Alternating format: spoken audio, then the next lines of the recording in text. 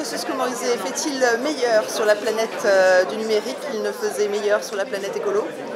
Alors, je crois que c'est la même planète, c'est la planète Terre sur laquelle il y a deux révolutions en cours en ce moment. Il y a la révolution du numérique et puis la révolution de cette prise de conscience tellement attendue des problèmes liés au développement durable, de l'urgence en fait écologique. Et moi, ce que j'aime bien dans le festival Big Green, c'est l'association entre les deux.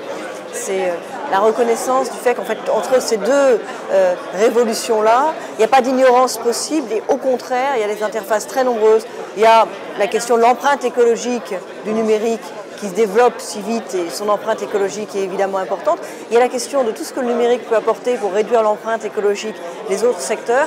Il y a aussi ces manières de faire qui sont communes au numérique et à l'esprit du développement durable, qui sont par exemple le travail collaboratif, autant de raisons en fait de travailler les deux sujets en même temps.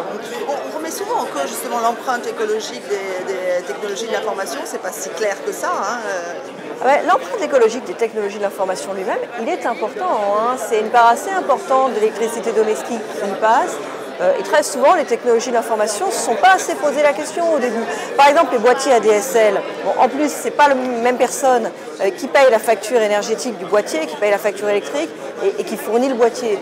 Les boîtiers ADSL, au début, étaient très très consommateurs. Pour certains, ils le sont toujours. Donc je crois qu'il est temps que le secteur des technologies de l'information et de la communication se pose des questions sur son empreinte environnementale et on l'y aide. Mais il faut aussi prendre en compte les spécificités de ce secteur qui peut beaucoup apporter dans les autres secteurs pour les aider à économiser, par exemple à travers la domotique, à travers les réseaux électriques intelligents, à travers les énergies renouvelables qui ont besoin en fait pour s'interconnecter au réseau souvent de pas mal de technologies. À votre avis, quelle devrait être la première avancée législative pour faire justement pour que l'écologie soit servie par le numérique? Je crois qu'il y a beaucoup d'avancées législatives possibles et d'avancées tout court pour mieux articuler écologie et numérique. Moi, ce sur quoi je travaille en ce moment, c'est le télétravail.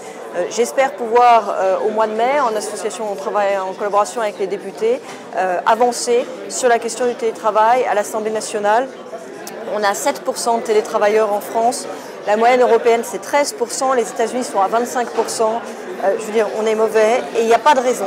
Et le télétravail, c'est bon pour le développement durable, c'est bon aussi pour les rythmes de vie. En fait, c'est plus de liberté, c'est une nouvelle façon de travailler, c'est une réorganisation, un nouveau regard aussi sur les rapports à l'intérieur du monde du travail. Ça vaut vraiment le coup, donc j'espère qu'on va pouvoir donner une impulsion forte au mois de mai. Ça a du mal à passer en France quand même. Il y a plusieurs motifs. C'est vrai qu'à l'intérieur du monde du travail, il y a souvent des employeurs qui sont réticents. Les syndicats ont longtemps été réticents. Ça bouscule les relations à l'intérieur du monde du travail.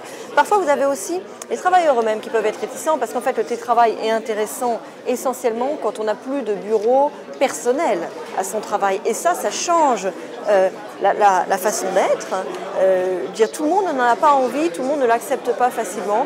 Je pense qu'il est maintenant temps. Je pense que la société est mûre, on est en retard, c'est clair, on est en retard. Je pense qu'avec une bonne impulsion maintenant, on peut arriver à quelque chose. Vous parlez de retard, il y a plein d'écolos de la première heure qui disent c'est un peu dérisoire tout ce qu'on peut faire en matière de consommation durable, la semaine du développement durable, Big Green Festival, etc., au regard de l'urgence c'est vrai que l'urgence est telle que chacune des actions séparément paraît insuffisante et parfois on peut en être découragé. En même temps, moi je suis dans le monde du développement durable depuis plus de 10 ans. Il y a 10 ans, vous y êtes toujours alors? Quand vous parliez, moi j'y suis toujours, j'y serai toujours, il y a 10 ans, quand vous parliez effet de serre, les gens confondaient avec la couche d'ozone. Je veux dire, il faut se souvenir quand même à quel point ça a changé vite. Alors c'est vrai que ça ne change pas assez vite, mais ça change tellement vite par rapport à ce que ça a pu être quand même. C'est aussi un motif d'espoir.